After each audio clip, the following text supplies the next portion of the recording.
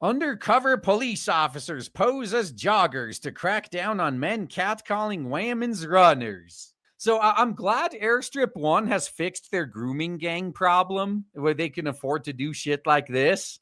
So now men are just going to completely avoid interacting with women in public.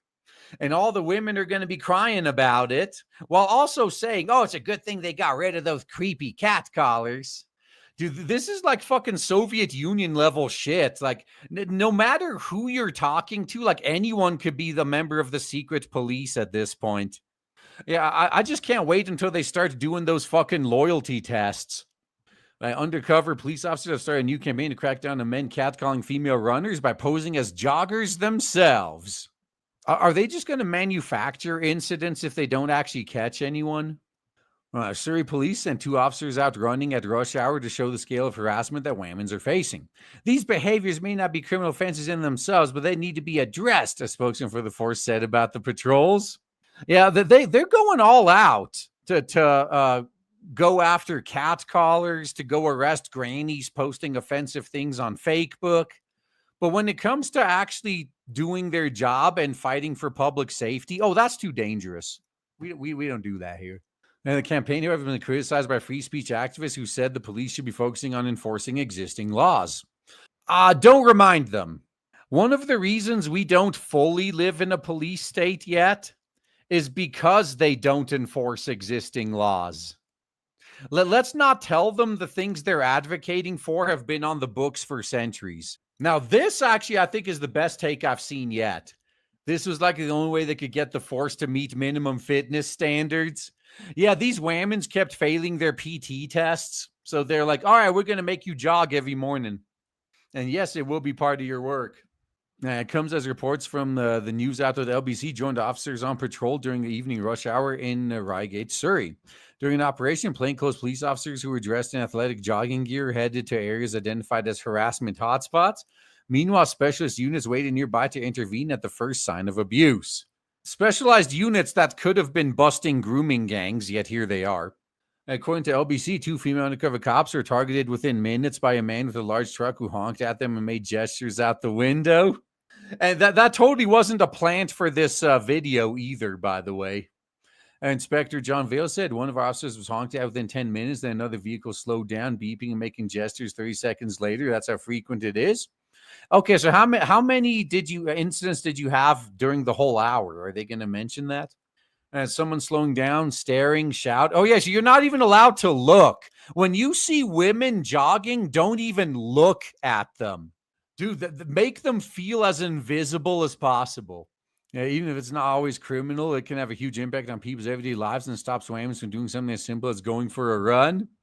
Yeah, let's encourage more whammons to go for a run in the ghetto. I mean, after all, they shouldn't be told they're not allowed to go there. Now, we have to ask, is that person going to escalate? Are they a sexual offender? We want to manage that risk early. That's pretty much what they do when guys approach them and ask them out. And then they somehow always end up with the most abusive guys after turning down the good guys because, oh, he gave me the ick. Well, PC Abby Hayward, one of the police officers proposed as a jogger, said that catcalling is something many whammons are subjected to every day. Oh, the horror. There's people in the world who are subjected to not being able to eat for days. But, oh, man, you had a guy hit on you? How are you going to survive? Yeah, I don't catcall mids. Yeah, I don't catcall any of them. Dude, give them what they want. They don't want your attention. Don't give it to them. Well, she said the behavior is so common it needed to be addressed. Surrey police said that since the launch of the Jog On campaign 4 weeks ago, 18 arrests have been made for various offenses, including sexual assault and theft. How many of those were related to the joggers, though? Inspector Vale added, we know this is the kind of harassment significantly underreported, and thanks to a study carried out by Surrey County Council this year, we revealed that of 450 female residents surveyed, 49% never reported. Yeah, if you go by the numbers, isn't it something like 150% of women are sexually assaulted by the time they get to 21 or something like that? Very crazy. Well, to date, we made a number of interventions following reports of harassment of our plainclothes runners. In these cases, it was deemed appropriate to provide education around antisocial behavior. Oddly enough, The solution is antisocial behavior, as in don't socialize with people you don't know anymore. And for repeat offenders or where the behavior is more serious, we will robustly pursue all criminal justice outcomes while ignoring the grooming going on behind them. We recognize significant worry for women and girls and will continue patrol running routes throughout Red Hill. Yeah, I love how they're trying to sell this as if they're trying to help women and girls while they do nothing to the grooming gangs that are actually victimizing women and girls. And people still believe this. You continue, this type of harassment isn't just being experienced by communities in Reigate and Banstead, but communities across all of Surrey, and it's unacceptable.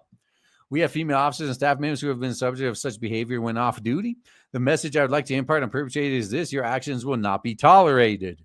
And then once they stop doing it, then they're going to be writing articles like, I kind of miss being when I wasn't invisible to men. Well, you're never going to get those days back. Please reflect and ask yourself, is this how you would treat or want your partner, mother, or sister to be treated? Next time you see a female jogger, just ask. They could be a police. Just think they could be a police officer with colleagues nearby ready to stop you. Your behavior is not welcome in Surrey. Man, they are just doing everything in their power trying to drive men even further away.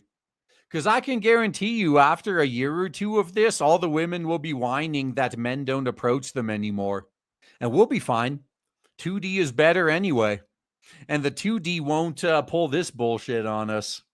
So download everything you can, get a stash before they destroy the internet, and get ready to wait it out, because at this point, this is a battle of attrition. But this is a battle on our home turf that we can easily win. So just bunker down for a little while, and you win by default, man.